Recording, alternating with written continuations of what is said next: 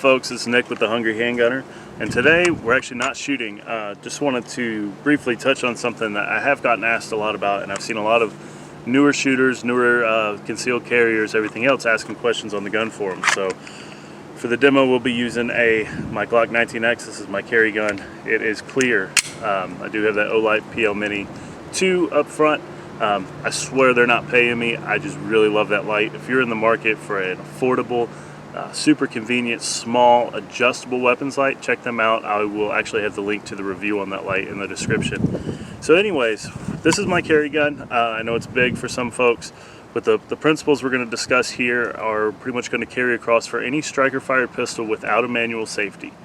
So what I carry it in is a Lucky Coyote Kydex holster. Now this one is molded for the light, so and molded for this gun. For those of you that may not know, Kydex holsters are typically molded for the make and model, specific make and model of gun.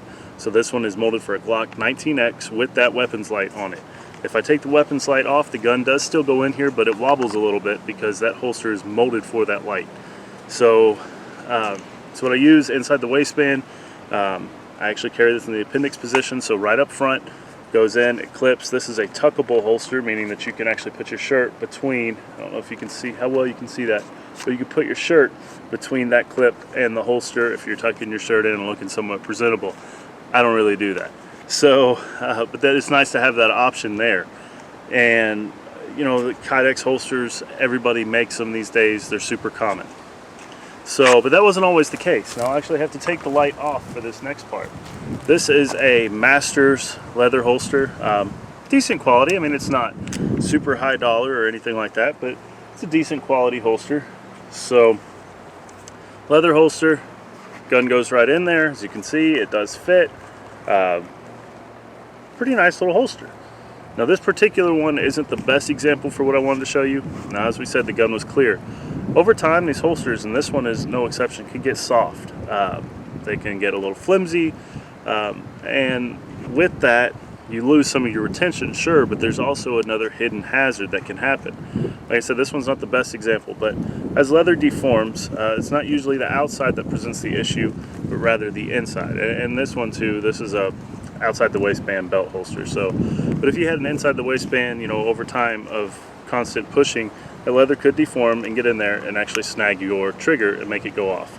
So, yes, I realize, you know, paying attention to what you're doing, I get that and I advocate that wholeheartedly. I'm just bringing attention to a potential issue that Kydex doesn't really have, although there are some other issues there. So when the gun goes in, you could conceivably, and I'm going to try to force the leather to do it. I've kept this one up so that it doesn't, but you could, there we go, it could go off.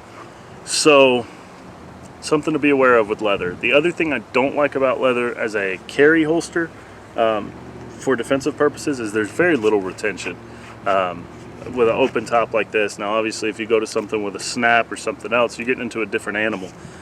But there's the gun slides in and out. There is no positive lockup. Now Kydex, again, the light's removed, so it goes in there, but there's no retention on this either now. But one of the things with Kydex, or any holster really, now as you can see that gun's locked in there. It doesn't take a lot of force to get it out, but I feel pretty confident this gun's not just going to fall out. It's going to take something grabbing onto it or pulling it, and it tends to, you know, if something caught it from an angle, it's not wanting to come out. It tends to, I mean, it's a lot more intentional getting the gun out of quality Kydex and quality leather. Now another thing, just while we're on the topic of holsters, especially not so much this time of year, but as we get back into colder weather, you can end up having a jacket drawstring, debris if you're out training, which carries across all seasons, get in that trigger guard area, and if it gets hung up, you know, especially Kydex is rigid, so if you had a twig or something and you're going to push your gun in, boom. For those of us that carry appendix, that's a terrible day right there. Terrible day all the way around, but especially terrible day appendix carrying. You got man parts and femoral arteries. Neither one of those are going to be fun. So Yeah, both holsters have their places. I do have some leather holsters for some of my nicer guns. I don't tend to carry them that much, but I do like having a leather holster, you know, mainly for looks, if we're being honest. But like I said, I almost never open carry, and very rarely do I carry the guns that I have the leather holsters for. Kydex is going to be my go-to. People brought up Kydex marring the finish on guns with repeated drawing. I'm sitting here drawing it in and out as we do this. Yeah, it can. And it's my opinion that a carry gun is probably going to get marred up. I mean, you've got jeans, snaps, and belts, and things bumping into it and rubbing it. The finish is probably going to get worn over time. And I'm okay with that with my carry guns. I buy them to protect me.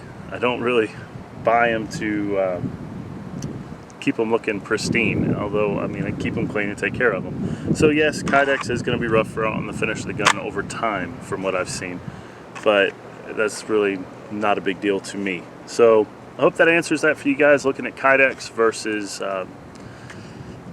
leather. Ooh, drew a blank there.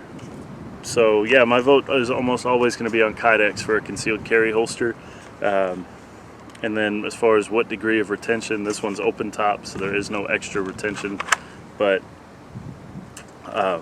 really good holsters from Lucky Coyote. I'm actually going to drop a link to a few different companies that I have firsthand experience with. I'm not paid by these companies, haven't gotten any money from product from these companies. I've spent my own hard-earned money on their products, and I'll drop their websites in the description of companies that I've had good luck with. So yeah, this is a quick little video, guys. Thank you for watching. Stay tuned. Keep shooting. Stay safe. See you later.